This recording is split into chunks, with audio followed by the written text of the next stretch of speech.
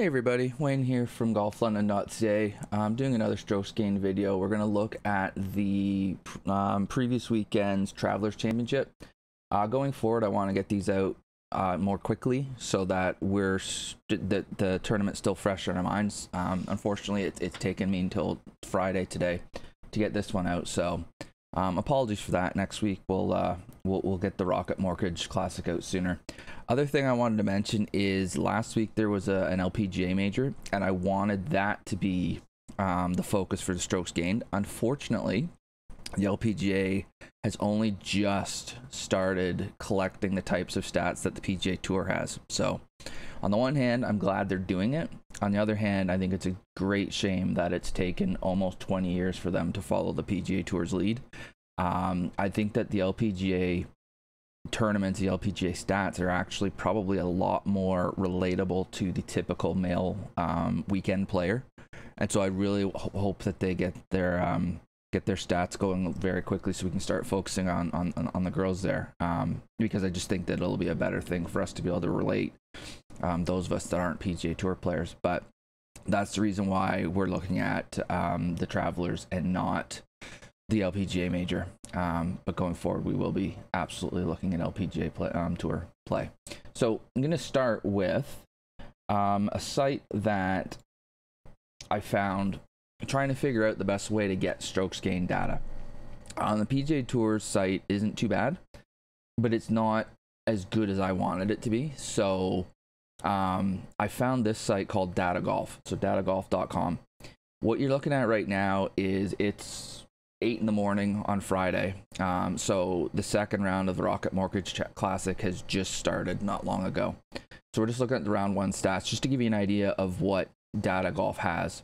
And then we're going to go to the PGA Tour site, because unfortunately Data Golf's historical site or historical data isn't anywhere near as detailed. So I have found a bit of a workaround on the PGA Tour site.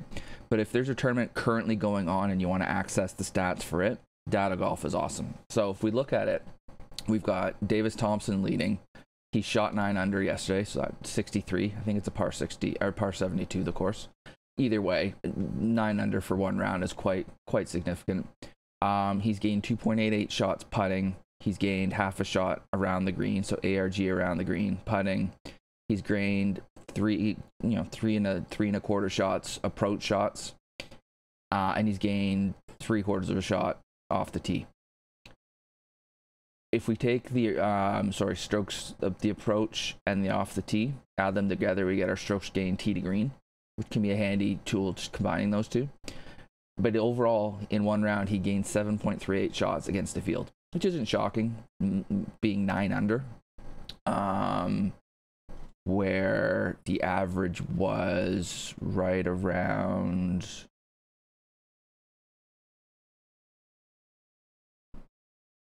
looks like 1 under would be the average, somewhere around that neighborhood. Yeah. The course they're playing isn't the hardest course ever. The worst score is 6 over. And you have 106 guys broke par yesterday. So it's not the hardest course that they play, but still, so he's gained 7.38 shots on the field in one round, which is a lot, obviously. Be curious to see how he keeps this up. Beginning of next week, we'll be looking at how this finished. We'll keep this in mind. Another thing I've done is I've this area here, remove stats from table. I've added a bunch just for my own interest. So driving distance, 14 drives hit. He's averaged 291, which is, it not long, not short, pretty medium for these guys. The darker it is in this like yellow orange color, the more you're gaining. The darker it is blue, the more you're losing. And so he's kind of in the middle here with this color. I mean, that's more in the middle, but he's kind of in the 60th percentile, something like that. Accuracy, just for fun, he's hit 11 fairways, so 78%. Proximity to the hole. This is one we didn't talk about last video. So this is how the average of how close his approach shots got to the hole from the fairway. And so he averaged 21 feet, 9 inches. and 16 approaches from average distance of 161 yards. So that's interesting to know too. 161 yards preferred for these guys is an 8 or 9 iron probably. So he didn't have massively long approach shots to the green on average. And there's probably a way to break this down to find out each one, but on average he's within 21 feet. And from the rough, he had one shot from the rough, one approach to the rough. One approach from the rough where he averaged, or where he got 6.5 feet. What this tells me here is because he hit 11 fairways and he's only got one approach from the rough. The other two fairways he missed must have been par 5s where he had to lay up. That's the only way that really makes any sense. And then 16 approaches, so the 11 that from the fairway, and then 5 from the tee. So maybe this is a par 71. Maybe because there's 5 par 3s. Interesting. Anyways, and in scrambling, he got up and down 3 out of 3 times. So really neat stuff to be able to check into. One round isn't very much. If we want to look at, everybody loves distance. Just the surprise of nobody, Bryson is leading the field in distance in the one round at 324.9. It's just disgusting distance he's got. But he's having a rough tournament. He's only even, and he's played a hole right now where he made par there.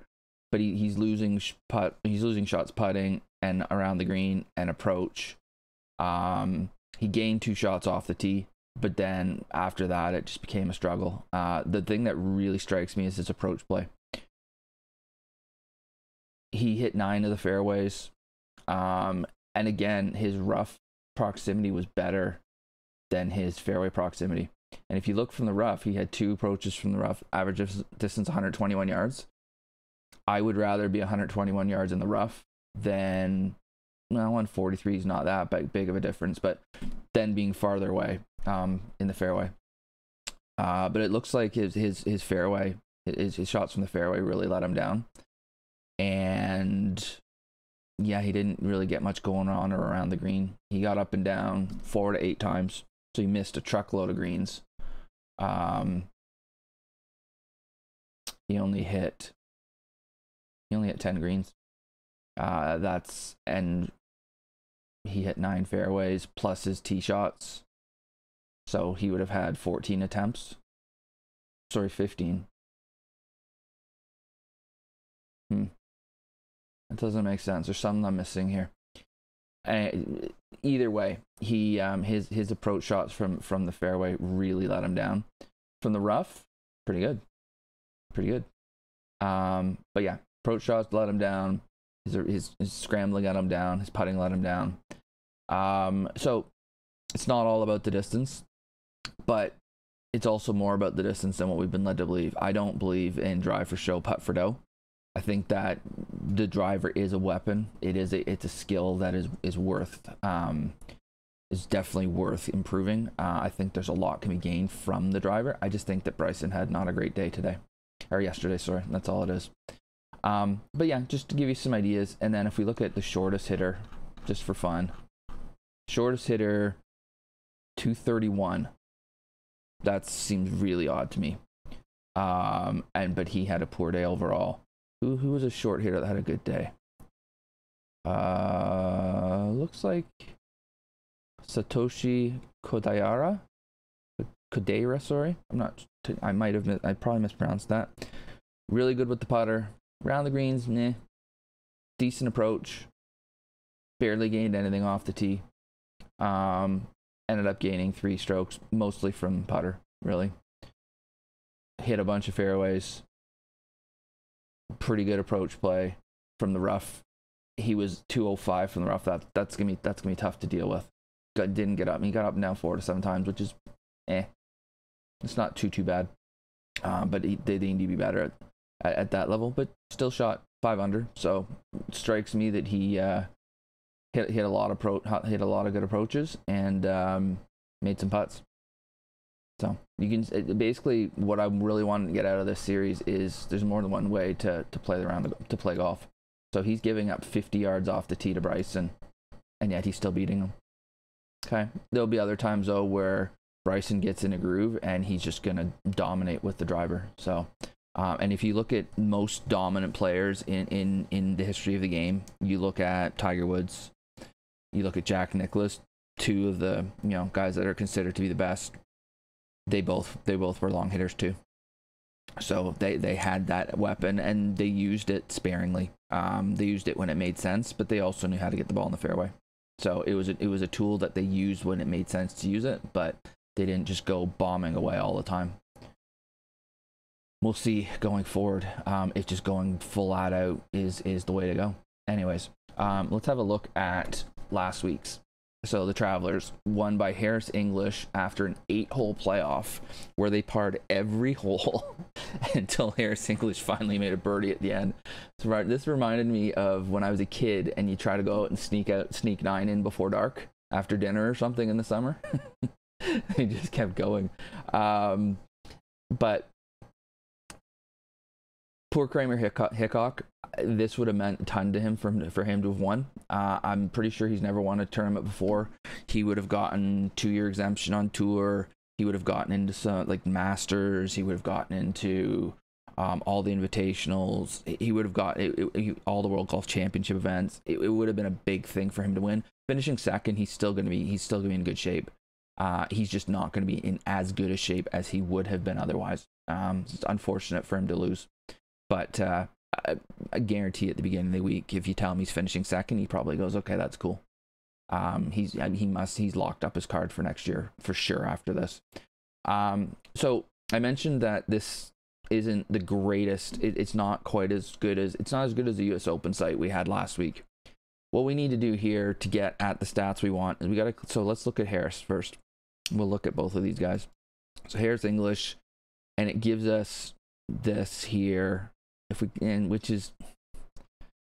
go to statistics, but it doesn't really give us a huge amount. It gives us that he made 6 birdies. I don't love the way they've done the color coding here.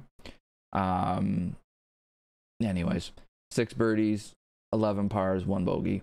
He's gained almost a shot putting, and that's the only strokes gained we have here. The rest of them, again, are your more traditional stats, which don't tell the whole story. If we go into full scorecard and we scroll down to the bottom, now we get into the stuff that I want to see. So it's broken down by round and then total. So if we look at his total, he gained just shy of 12 shots over against the field. 3.6 of that was off the tee. Almost 1.5 was for approach play. 2.8, 2.9 almost was around the green, and almost 4 putting. So relatively balanced. And then the tee to green, when you add your off the tee and your approach and your around the green, that's where you get your tee to green. Just basically every shot until you get to the green. The one we looked at before, I think his around the green was almost 0. So that's why I messed that part up. Anyways, so yeah, fairly balanced, little bit heavy on the putting and on the tee, which is interesting. If we look at his 4th round, he shot 5 under, I think, I can tell, right? Yeah, 5 under in the last round. He wasn't tied for lead. Bubba Watson and Kramer Hickock were tied for the lead. Bubba had a bad day. He shot 2 over. Harris shot 5 under to get himself into the playoff. And we'll have a look in a second what Kramer shot to stay in the playoff too. For the 4th round, again, off the tee, almost 2 shots. Approaching the green wasn't great. He almost lost half a shot to the field. Around the green was basically average. Again, putted lights out in the last round. Gained almost 3 1/3 shots. So he ended up gaining just shy of 5 shots against the field. And then we have our traditional stats. So 75% driving accuracy, so hitting the fairway 75% of the time. 297 driving distance. His longest drive was 345. Got up and down from the sand 4 times in total for the week. Twice on Sunday. Scrambling was really quite high. and his greens regulation, again, really quite high. But if you look in the last round, he missed 7 greens. And he got up and down. That must be 5 out of 7 times. Yeah, 5 out of 7 times there. So scrambling was quite good. And if we look at around the green, yeah, it doesn't come up quite as much, but still pretty decent. But yeah, his approach play is pretty low because he missed 7 greens. And he hit 13 fairways. So you take the 13 fairways plus the 4, I assume 4, maybe 5. No, definitely 4. Tee shots off par 3s. He had 17 opportunities to hit the green from basically a perfect lie, and he only hit them 11 times. So definitely lost approach to the green versus the PGA Tour player, or PGA Tour field that he was playing against. So yeah, interesting to see how he got that done. Now let's go see how he was joined in the playoff. Apologies. Okay, so again, we want to go to his full scorecard. And if we look overall, he gained a bunch. He was 4.3 off the tee. For the week, he actually lost on his approach play. He was about half a shot around the green, and he gained a boatload on the greens. To again have the same 11.988 that Harris had. If we look on Sunday, so he shot 3 under, and it's a par 70. Okay, so 3 under, and how many par 3s? 4 par 3s, so just the 2 par 5s. Okay, so he shot 67. Harris shot 65 then if he was 5 under. And I guess Bubba shot 73, so he was 3 over. Anyways, 4 birdies, 1 bogey. On the last round, again, a full shot off the tee. Again, the approach play wasn't great. Around the green was okay, and again, he putted. Basically almost gaming 2 shots around, and he made a clutch putt on the 18th hole to get into the playoff in the first place. Made about an 8-footer. So, very clear that putting was his strength for the week, and he ranked 2nd in strokes gained putting, and he ranked 5th strokes gained off the tee. So both guys had significantly strong statistics off the tee and putting. So again, this idea of drive for show, putt for go, I don't know. They're both important. They're absolutely both important. Okay. Distance, not great though for him. He's a 148th ranked in the field for distance for the week. He's 270, 275. Bit of a popcorn driver out there. Did get one out there to 331. Got up and down from the sand twice, or 1 out of 2 times on Sunday. 3 out of 5 for the week. Scrambling wasn't too bad. Greens regulation, tied 5th, quite good. And then putts for green per. I don't like that stat. The last guy we'll look at is Bubba. We'll have a quick look at Bubba, because Bubba had a rough one. He was tied for the lead at a tournament, and of course he's won that before. So here he is, 73. Let's see what happened to Bubba. Well, first thing we notice is he absolutely fell apart. So at this point, he's 3 under for the round.